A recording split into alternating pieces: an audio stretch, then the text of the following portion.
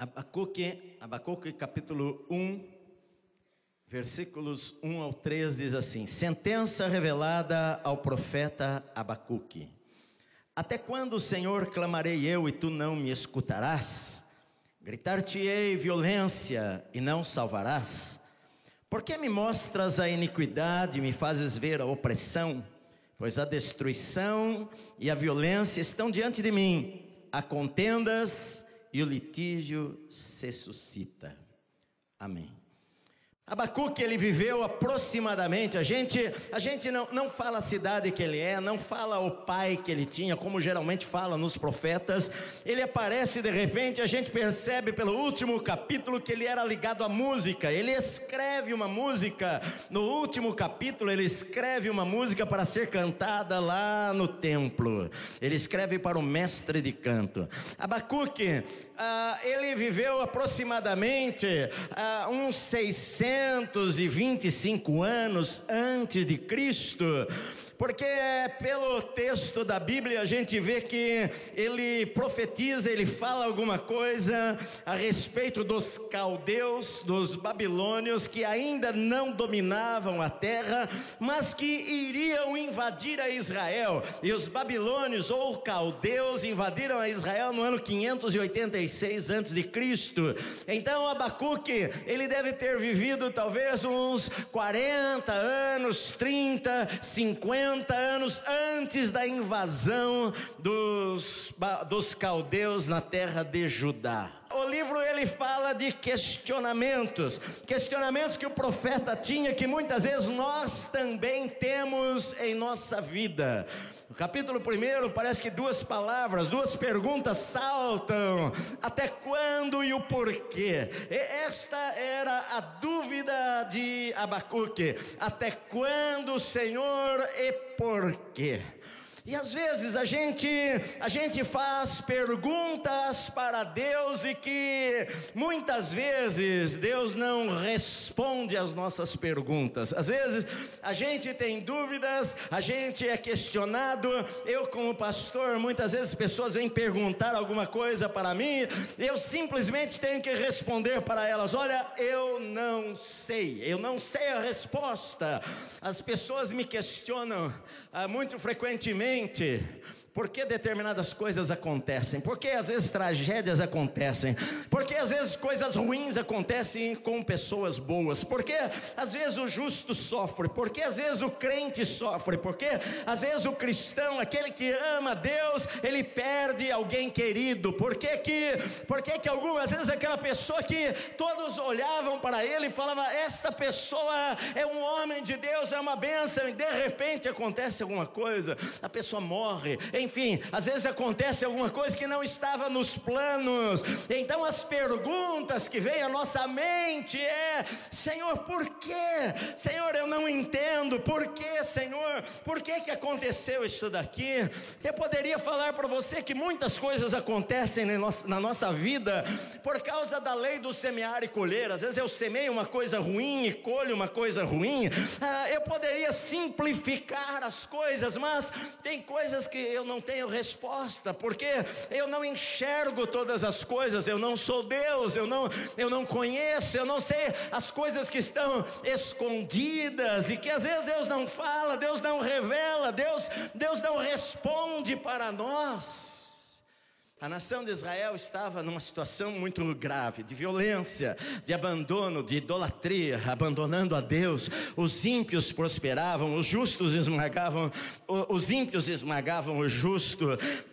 Aquele que fazia coisas boas não era recompensado por aquilo, não havia justiça, a lei não prevalecia, as coisas ilícitas prevaleciam, não havia temor de Deus, havia tantas coisas erradas em Israel. Israel estava fazendo tantas coisas que desagradavam a Deus, e o profeta, vendo tudo isso daí, ele começa a orar e ele pergunta para Deus: Senhor, eu estou orando para o Senhor mudar a situação, trazer um avivamento, não punir o teu povo, mas Senhor, até quando?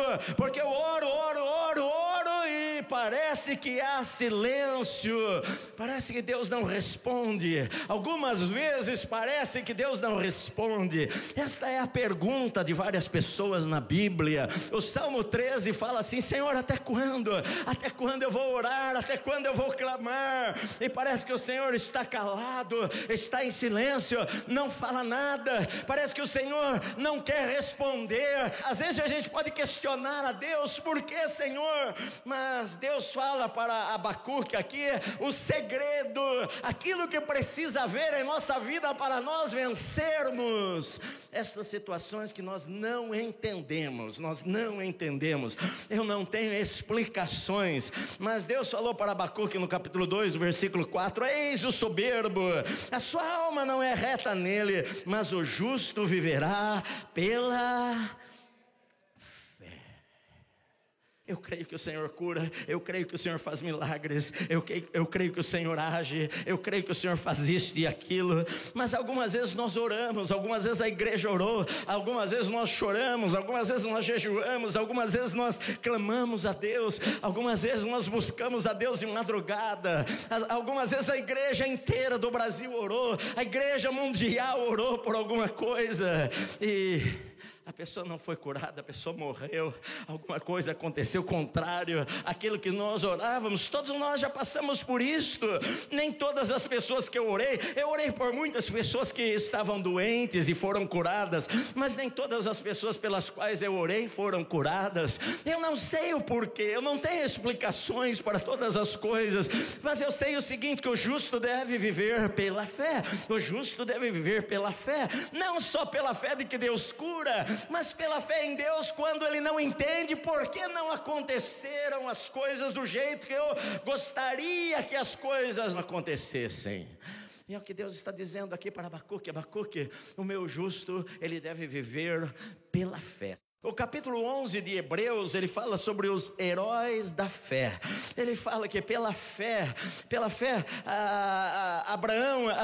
Abel ofereceu um melhor sacrifício do que Caim. Pela fé, Abraão saiu da sua terra sem saber para onde ia. Pela fé, Moisés não temeu a ira do rei, mas ele deixou tudo para trás. Pela fé, Josué, as muralhas de Jericó caíram. Pela fé, tantas coisas aconteceram. Jacó, Isaac, tantas pessoas viveram pela fé. Mas lá no meio do capítulo o assunto começa a mudar, porque alguns morreram pela fé também. Pela fé foram sacrificados, pela fé alguns foram lançados lá na cova dos leões e morreram lá. Alguns foram libertos como Daniel, mas outros morreram à espada. Eles amavam a Deus, eles criam em Deus da mesma maneira. Quando a igreja começou e começou uma perseguição religiosa, Herodes mandou prender a Pedro e a Tiago, e o anjo de noite apareceu lá na cela e livrou a Pedro. Mas nos dias anteriores, Tiago havia sido morto à espada. Os dois não foram livres. Tiago foi morto, Pedro foi liberto. Por que é que Deus não libertou os dois? Por que é que os dois não saíram daquela prisão para pregar o evangelho? Eu não sei, meu amado. Tem coisas que eu não sei. Eu vou falar que Tiago estava em pecado, eu vou falar que Tiago não cria e Pedro cria. Eu não posso falar coisas, eu posso falar coisas erradas, eu posso julgar a situação de uma maneira errada. Há coisas que eu não tenho explicações. Por isso Deus fala: o justo vive pela fé. Fé em quê, pastor? Em várias coisas. Primeira delas, eu tenho fé, ou seja, eu creio que Deus é tão sábio que Ele não comete nenhum engano. A Bíblia diz no Salmo 20, Salmo 18, 30, o caminho de Deus é perfeito. Deus, Ele sabe o que faz, Deus é sábio. Eu não enxergo as coisas, Deus sabe o que é melhor, eu não sei o que é melhor. Às vezes eu oro por alguma coisa, eu acho que aquilo é o melhor. e às vezes aquilo não é o melhor. Às vezes eu oro por uma situação, eu oro por uma porta para se abrir, e a porta não se abre, e às vezes eu fico bravo com Deus, e às vezes aquela não era a melhor porta, às vezes aquela porta iria me trazer muitos problemas, às vezes aquela porta não era a porta de Deus para a minha vida, e Deus sabe todas as coisas, sabe, eu preciso ter fé de que eu sirvo a um Deus que tem toda a sabedoria, os seus caminhos são perfeitos, Ele sabe o que é melhor, Ele sabe o que é melhor, embora algumas vezes eu não compreenda na minha vida, eu tenho fé num Deus que sabe cada detalhe. O justo vive pela fé. O justo vive pela fé porque ele sabe que Deus é amor, ele sabe que Deus é bom e que é contra a natureza de Deus ser cruel ou fazer maldades. Deus, ele é bom. A Bíblia diz: Deus é bom em todo tempo. Bom é o Senhor para com Israel. Ele é bom em todo tempo. A natureza de Deus é de bondade. Deus não é de maldade. Deus é bom. A Bíblia diz que toda boa dádiva vem do Senhor. Toda boa dádiva é de Deus. Deus, Ele ama você. Ele não quer de maneira alguma que você sofra na sua vida. Deus não quer o pior. Deus não quer aquilo que é ruim. Deus quer abençoar. O prazer de Deus é ver você feliz. O prazer de Deus é ver você alegre. Eu tenho que saber, eu creio na natureza de Deus, eu creio no caráter de Deus, que Deus é bom em todo o tempo, embora algumas vezes eu não entenda a situação, eu creio, não, Deus é bom, Ele não vai fazer algo que seja ruim. Na verdade, a Bíblia diz que todas as coisas cooperam para o bem daqueles que amam a Deus. Não está dizendo, o texto não está dizendo que tudo que acontece conosco é bom, porque algumas vezes coisas ruins podem acontecer com pessoas boas. É verdade. Se a gente for ver, crentes morrem também. Crentes, algumas vezes na vida, perdem os seus filhos. Crentes perdem o emprego. Crentes são traídos pelo seu melhor amigo algumas vezes. Crentes, às vezes acontece alguma coisa que deixa ele triste. Às vezes coisas ruins acontecem também. Agora o texto também não está dizendo que Deus causa estas coisas. É claro que Deus, sendo bom, Ele não quer causar o mal. Deus não quer causar o mal. É certo que Israel estava debaixo de uma lei, da lei do semear e colher, porque eu semeei coisas ruins, eu vou colher coisas ruins. Você colhe aquilo que você semeia. Mas isso não foi Deus. Não é Deus que quer o meu mal. Não é Deus que quer. Deus simplesmente colocou uma lei de que aquilo que você plantar, você vai colher sobre a sua vida. O justo vive pela fé quando ele não tem respostas para as coisas. Eu não tenho respostas. Sabe, Jesus, ele falou: vocês que são maus, vocês sabem dar boas coisas aos seus filhos. Quem é o pai? Quem é o pai que se o filho lhe pedir peixe vai dar uma cobra? Quem é o pai que se o filho lhe pedir um pedaço, pai, me dá um pedaço de pão, vai lhe dar uma pedra? Ou um escorpião? Não, Jesus, ele falou: vocês que são maus, sabem dar boas coisas aos seus filhos. Vocês que às vezes fazem escolhas más, vocês que às vezes são egoístas, às vezes vocês que só pensam em vocês, sabem dar boas coisas aos seus filhos. Quanto mais o vosso Pai Celestial não vos dará o Espírito Santo, não vai dar tudo o que Ele tem de melhor para nós.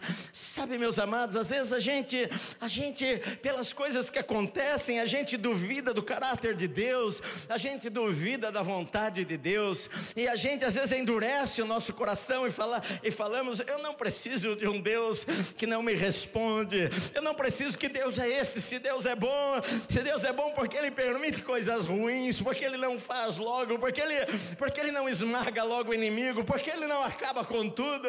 Porque Ele já não traz o céu para a terra? Eu não sei, queridos, eu não sei todas as respostas, mas o justo vive pela fé quando ele não sabe. O justo vive pela fé quando ele não enxerga. O justo vive pela fé quando ele não vê o sol lá. As nuvens estão encobrindo o sol, mas ele ainda está lá, meu amado. Às vezes você não ouve a Deus, às vezes você não sente a Deus, às vezes Deus não dá uma resposta, às vezes Deus está em silêncio, mas Ele não deixou de ser Deus, meu amado.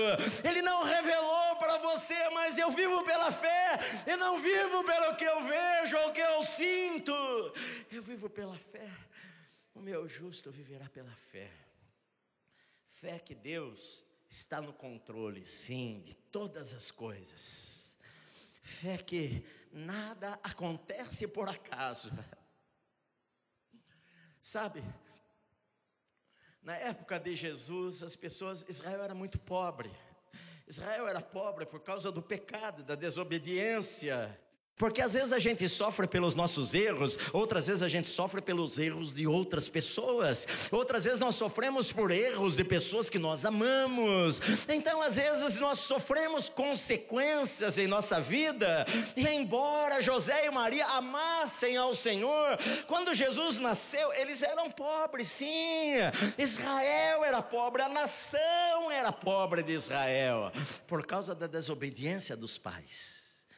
Agora, eles comiam coisas simples. Eles comiam pardais até. No mercado se vendia pardal, 2 pardais por uma moedinha. 2 pardais por um centavo, a menor da moedinha. E Jesus falou para eles: não se vendem 2 pardais por um asse, por uma moedinha. No entanto, eu digo para você que não cai um pardal sobre a terra sem que o vosso Pai Celestial consinta. Não cai uma folha de uma árvore, um cabelo, todos os cabelos da sua cabeça estão contados, nenhum deles cai sem que o Senhor saiba. O justo vive pela fé. O justo vive pela fé num Deus que controla cada detalhe da vida. O justo vive pela fé num Deus que é amor e que deu a vida por mim. O justo vive pela fé num Deus que sempre quer me abençoar. O justo vive pela fé num Deus que conhece cada detalhe. O justo vive pela fé num Deus que controla a história. Senhor, porque certas coisas acontecem e nós não temos as respostas? Sabe, meu amado, quando você não tem a resposta, o justo vive pela fé. Deus sabe todas as coisas, mesmo quando eu não entendo, meu amado. Eu creio com todo o meu coração. Eu não estou pregando a tragédia, não, meu amado. Eu não estou pregando a tragédia, porque eu creio que Deus cura, eu creio que Deus supre necessidades, eu creio que Deus abre portas, eu creio que Deus cura. Eu vejo que Deus cura mais pessoas são curadas do que talvez algumas que não sejam curadas. Eu creio na cura, eu creio em milagres.